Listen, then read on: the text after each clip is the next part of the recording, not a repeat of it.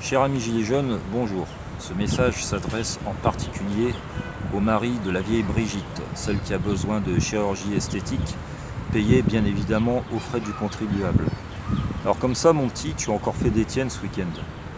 Tu as osé parler de la Russie par rapport aux répressions policières vis-à-vis des manifestants qui se trouvaient dans les rues à Moscou. T'es quand même gonflé de sortir ça, donner des leçons comme ça, de parler au nom de la France alors que les Français détestent leurs élites. Après, on va dire que les Français sont arrogants, mais on ne veut pas de toi. Déjà, nettoie devant ta porte. Depuis plusieurs mois, il y a des manifestations qui sont réprimées dans la violence par les policiers, dont le but est de protéger les citoyens. On a eu des gens qui sont devenus borgnes, il y a des gens qui ont perdu leurs mains. Et là, récemment, le 21 juin, un petit jeune, un gamin de 24 ans, Steve, perd la vie, poussé par la police dans la Loire. Qu'est-ce qu'il a commis comme crime? C'est juste amusé lors d'une festivité musicale.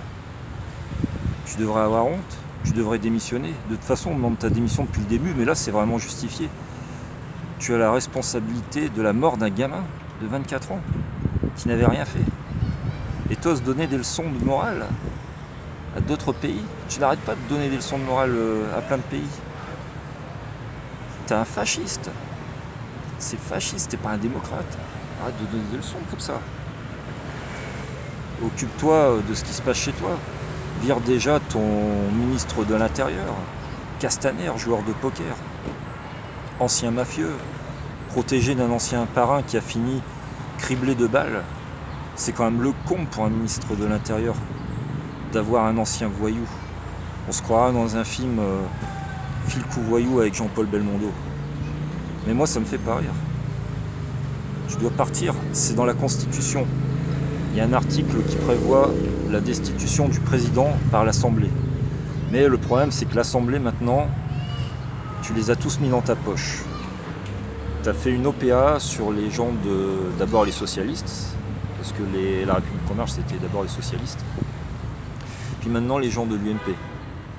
Mais c'est quoi ce pays où il n'y a pas d'opposition avec un parti unique? Ça s'appelle encore une démocratie?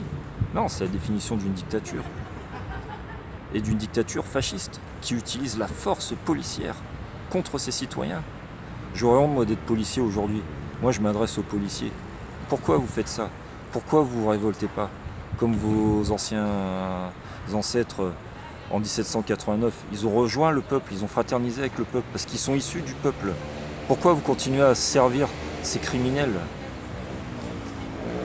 Encore une autre chose. On a bien rigolé quand même ce week-end avec le député de République en marche de Lyon 5e qui a pleuré parce que sa permanence a été saccagée. Aux premières nouvelles, je n'ai pas vu de permanence saccagée. J'ai vu des gilets jaunes qui ont visiblement jeté des œufs, des tomates. Bon, c'est pas bien, il y a des gens qui crèvent de faim. Mais il n'y a pas eu de dégâts matériels. Avec quelques étiquettes où il est mentionné la mort de Steve. C'est quand même bon, le devoir de mémoire. On parle toujours de devoir de mémoire, mais il faut le rappeler, ce devoir de mémoire. Steve est mort, une innocente personne qui ne cherchait qu'à s'amuser lors d'une festivité musicale. C'est le seul crime dont il a commis. C'est incroyable. Et tu vas faire quoi la prochaine fois là? Tu vas aussi donner des leçons de démocratie à la Chine par rapport à ce qui se passe à Hong Kong? Il faut que tu démissionnes, petit immature que tu es.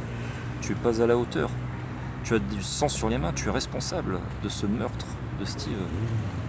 C'est écrit dans la Constitution, tu dois partir. Quand un président n'est pas à la hauteur, qui commet des fautes graves, il doit démissionner. Et ça doit être rendu possible par le Parlement. Sinon, j'ai un dernier message pour les gilets jaunes. Comme ce tyran n'a pas l'intention de démissionner, il faut continuer les actions le samedi après-midi, mais il faudrait aussi changer de tactique. Il faudrait faire des actions aussi dans la semaine, comme nos frères de Hong Kong qui tous les jours manifestent par millions dans la rue. C'est pas que le samedi après-midi que ça a marché, il faut lui rendre la vie impossible à ce petit potentat. Toutes les actions sont envisageables, on peut se concerter, il n'y a pas de problème, vous pouvez me joindre sur ma chaîne. c'est mieux de me joindre directement par courriel en privé, phil.crestomerlo@outlook.fr. Je suis ouvert à toutes les suggestions. Voilà, je vous souhaite une bonne journée à tous et à bientôt pour de nouvelles aventures.